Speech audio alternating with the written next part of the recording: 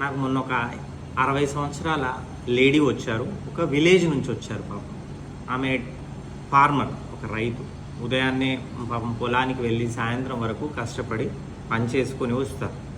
అయితే ఆమె ఒక సైకోసిస్ కండిషన్లో తీసుకొచ్చారు. ఎందుకు సైకోసిస్లో తీసుకొచ్చారు అంటే ప్రతిరోజు కళ్ళు తాగుతుంది ఆమె.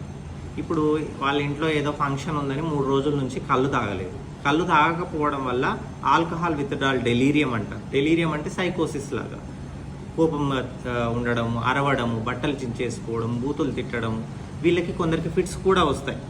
అదేంటమ్మా ఎందుకు అలా కళ్ళు తాగుతున్నారు అంటే వాళ్ళు ఏమంటున్నారంటే పగలంతా కష్టపడతాం కదా సార్, అలసిపోయి ఉంటాం కదా, ఆ అలసట మర్చిపోవడానికి కళ్ళు తాగి పడుకుంటాము. మా గ్రామంలో దాదాపు 100కు 90% మంది మేము కళ్ళు తాగుతాము అని చెప్తున్నారు. సాయంత్రం వాళ్ళకి ఆటో వస్తుందంట. ఆటో సౌండ్ రాగానే ఏ పని చేస్తున్నా అది పక్కన పెట్టి వెళ్ళి కళ్ళు బాటిల్ తెచ్చుకుంటారంట. అదేవిధంగా కొన్ని గ్రామాల్లో పరిస్థితి ఏంటంటే వాళ్ళు పనికి వెళ్తే వాళ్ళ పని యజమాని డబ్బులతో పాటు భార్యకు కళ్ళు సీసా, భర్తకు కళ్ళు సీసా ఇస్తారంట. అంటే గ్రామాలన్నీ కూడా కళ్ళుకు బానిస అవుతున్నాయి. దీన్ని మనం ఆలోచించుకోవాలి. నిజంగా అన్ని కళ్ళు చెట్లు ఉన్నాయా? లేవు కదా. మరి ఎలా కళ్ళు వస్తుంది అంటే కళ్ళులో ఏదో కలుపుతున్నారు. కలపడం వల్ల మీకు ఈ కిక్ వస్తుంది.